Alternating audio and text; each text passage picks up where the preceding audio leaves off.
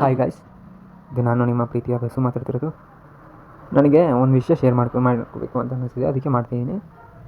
ರೀಸೆಂಟಾಗಿ ನನಗೊಬ್ಬರು ಮೆಸೇಜ್ ಮಾಡಿದರು. ಏನಪ್ಪ ಅಂತಂದರೆ, ಅದು ಫಸ್ಟು ನೀನು ಬಾಡಿ ಮಾಡ್ಕೊ, ಆಮೇಲೆ ನೀನು ಬಾಡಿ ಹೆಂಗೆ ಮಾಡೋದು, ಏನು ಮಾಡೋದು, ಹೆಂಗೆ ವರ್ಕೌಟ್ ಮಾಡಬೇಕು ಅನ್ನೋದೆಲ್ಲ ರೆಕಾರ್ಡ್ ಮಾಡಿ ಹಾಕಂತೆ ಅಂತ ಹೇಳಿದ್ರು. ಹೌದಪ್ಪ, ಅವ್ರಿಗೆ ಹೇಳೋದೊಂದು ಮಾತು, ಬ್ರೋ ನನಗೆ ಯಾವ ನನ್ನ ಮಗನೂ ಬಂದು ದುಡ್ಡು ಕೊಟ್ಟಿಲ್ಲ, ಯಾವ ನನ್ನ ಮಗನೂ ಹಿಂಗೆ ಮಾಡು ಹಂಗೆ ಮಾಡು ಅಂತ ಹೇಳ್ಕೊಟ್ಟಿಲ್ಲ, ಏನೂ ಇಲ್ಲ. ನನ್ನ ಖುಷಿ ನನಗೋಸ್ಕರ ನಾನು ಮಾಡ್ತಿರೋದು.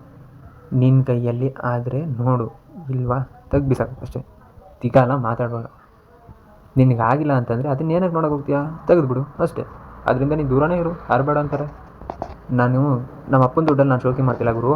ನಾನು ಕಷ್ಟಪಟ್ಟು ನಾನು ಕೆಲಸ ಮಾಡಿ ಒಂದೊಂದು ರೂಪಾಯಿನ ಕೂಡಿಟ್ಟು ಅದರಲ್ಲಿ ಮಿಕ್ಕಿರೋ ದುಡ್ಡನ್ನ ಜಿಮ್ಮಿಗೆ ಹಾಕ್ಕೊಂಡು, ಆದರೆ ಡಯಟ್ ಮಾಡಿಕೊಂಡು, ಇಲ್ಲ ಅಂದರೆ ಮುಚ್ಕೊಂಡು ಮನೇಲಿರುತ್ತೆ ಊಟ ತಿಂದ್ಕೊಂಡು ಕೆಲಸ ಮಾಡ್ತೀನಿ.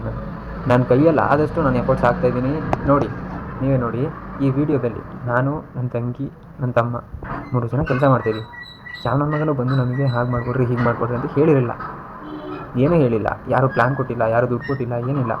ನಾನೇ ನನ್ನ ಕೈಯಾರೆ ನಾನು ದುಡ್ಡು ಹಾಕಿ ಒಂದೊಂದು ರೂಪಾಯಿನ ಕೂಡಾಕಿ ನನ್ನ ತಂಗಿ ಮದುವೆ ಮಾಡಬೇಕು, ಅದು ಇದು ಅಂದರೆ ತುಂಬ ಜವಾಬ್ದಾರಿ ಸಿಗಿದೆ ನನಗೆ. ಅದನ್ನು ಒಂದೊಂದನ್ನೇ ಫುಲ್ಫಿಲ್ ಮಾಡೋಕ್ಕೆ ನಾವು ಪಡ್ತಾ ಇರೋ ಕಷ್ಟ ಬ್ರೋ ಇದು. ಎಲ್ಲಿ ಒಂದು ತಿಂಗಳು ಜಿಮ್ಮಿಗೆ ಹೋದರೆ 5,000 10,000 ಖರ್ಚಾಗುತ್ತೆ.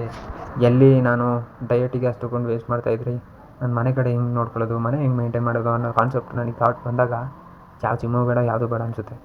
ಅದನ್ನು ಅರ್ಥ ಮಾಡಿಕೊಂಡು ನೋಡೋಕ್ಕೆ ಇಷ್ಟ ಇದ್ದರೆ ನೋಡಿ, ಇಲ್ಲಾಂದರೆ ತೆಗೀರಿ ಅಷ್ಟೇ. ಅದನ್ನು ಬಿಟ್ಟು ಕೆಟ್ಟದಾಗೆಲ್ಲ ಕಾಮೆಂಟ್ ಹಾಕೋದು, ಹಾಗೆ ಮಾಡೋದು ಹೀಗೆ ಮಾಡೋದೆಲ್ಲ ಮಾಡಿದ್ರೆ ನಾನು ಕೂಡ ತುಂಬ ರೂಡಾಗಿ ಬಿಹೇವ್ ಮಾಡಬೇಕಾಗುತ್ತೆ ಅಷ್ಟೇ. Thanks for watching.